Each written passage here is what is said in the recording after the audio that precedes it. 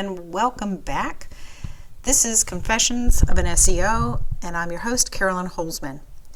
I wanted to give a quick recap over what just happened over the last 5 weeks.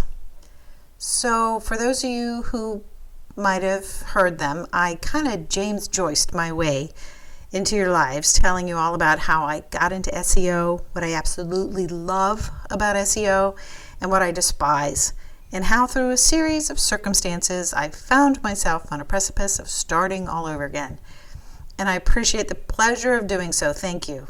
I think it's actually even been a little cathartic for me. And so while some of you might have minded the lack of structure or the lack of a topical lifesaver to hang on to, I just really wanted to say thanks for sticking with me so far.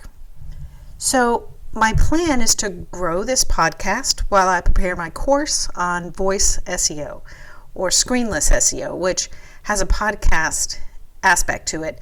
So, what kind of teacher would I be if I was to practically, by not having my own podcast, say, do as I do, but don't do as I do, but do as I tell you.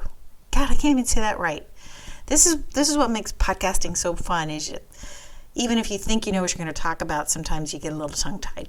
Anyway, so I think it's fair to say that I've spent a lot of years being completely pissed off by my experience of client SEO. And at the same time, I realized that if I'm not part of the solution, I'm part of the problem.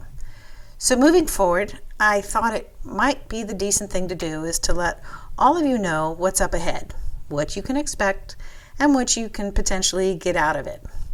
So, as I mentioned in the first episode, client SEO, the client SEO dynamic, is a place that I believe could use a little love.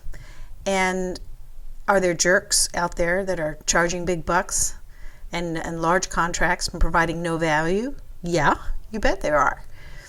And are there terrific SEOs performing excellent work and getting results without getting any recognition or appreciation, and potentially not even being paid well?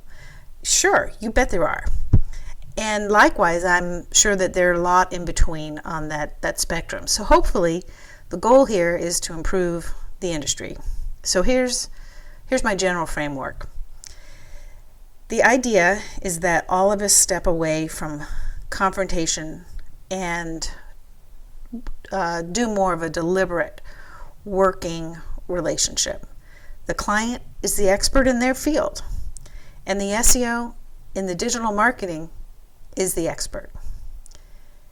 So the goal here is that we come up with some practical ways to extend dignity and respect with each other and towards each other. Because at the end of the day, there's business to be made if we can find ways to work together. So, getting back to the format of the podcast, what I thought was to come up with some kind of periodic, recurring segments. Some of that might be nice. And I want to keep these episodes short. We're all busy, right? We all have work we're trying to get done. And this is intended to be supportive, not punishments, although for some of you, they really should be. But so here's some of my ideas. Something that we can probably call like the Facebook mailbag. I'm thinking of movies where the same scene is run twice. Once you witness events from one person's viewpoint, and then you see it again and you see it from someone else's viewpoint. So I thought the Facebook mailbag from the business owner viewpoint. So I would be sharing what somebody posted on Facebook in a group or privately and provide you with some real tips on how best to advocate for your business and budget and retain the really good SEO company. Because ultimately, we're making our way to the point where you as a business owner know enough so that you can ask questions about the things you don't know anything about. And I'm thinking the best way I can help is to provide agnostic advice. I'm not looking for you to hire me, but I do want you to hire the best SEO you can afford when the time is right. You need to be able to recognize that. And hopefully I will be sharing with you things so you don't make the mistake that confidence, which usually takes the form of speaking louder than somebody else, that confidence doesn't always lead to competence, right? You want the competent person in there. So the best position, in my opinion, for a business leader is to get to the point where you can accept the fact that even though you're the successful leader in your business, you may not know jack about search engines and SEO. And then we'll look at the same situation through the SEO strategist or specialist viewpoint. You know, how to help coach your client on how to connect the dots. They don't know what you know. And their attempt, even when they're trying to understand, in the best case, takes the form of awkward questions that sound like they're challenging your expertise. I did a rant one time on Facebook, and I used the scene in A Few Good Men, that scene with the commander, Jessup, I think was his name. And I might actually make a video out of that. And so when I do, you'll be the first to know. All right, so after those two segments, I was thinking, what about something about what I'm actually doing in my work? So I'm going to call those like, what am I doing now kind of segments. And in that, I'll share some of my projects. I'll give you updates on what's working, what's not, what's the nature of the struggle and success. So for instance, I've got a couple of properties that are trending, and I am basing the principle of the pages that are ranking on the theory that instead of just repeating a keyword, which is how a lot of us first learned how to optimize a page, I'm using entities and LSI so that, as I understand, the content is now mathematically positioning itself so that Google's algorithm knows what the content is about. It has points of reference. And when it's not so much, secret sauce as it is elbow grease. And the other reason I want to share it is, and I consider it equally important, is that these are pages I own. So even if they benefit some other company or a person, I'm also getting the benefit of my knowledge working. I don't have to interrupt the plan, my focus, to have to teach a client anything, or to get their permission to modify some god-awful page that they love so much because it used to rank. And also, my share of the revenue is acceptable. So it may not be perfect, but it's perfect for me. Then I thought, since we're getting a lot of Google updates periodically through the year, I thought maybe come up with a segment, for strategies, like strategies for surviving the Google update. And I'll be honest with you, sometimes after a big update, the best thing to do is nothing, because it takes time to find out what changed. And you really don't get a lot of value in listening to Google when they feel like telling you what they did. So I totally understand the idea of doing nothing when your world has taken a sharp turn to the left can feel really scary for a business owner. And I got news for you for the SEO as well.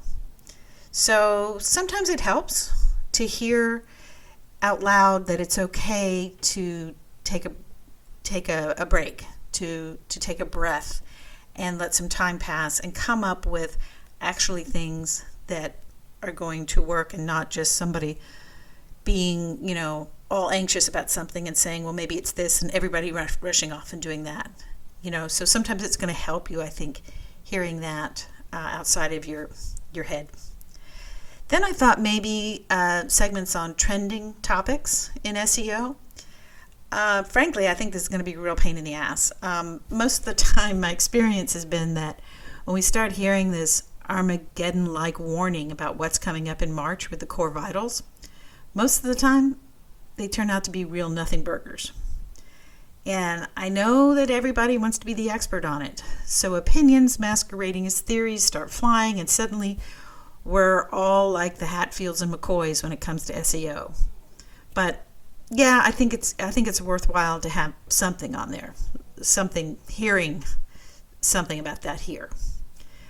Then I thought maybe, in addition to topics, maybe some SEO concepts. Without a real effort made to codify our terms, we and our clients fall back into the trap of, I think, being susceptible to the next marketing call or the next marketing email, the search for the easy button.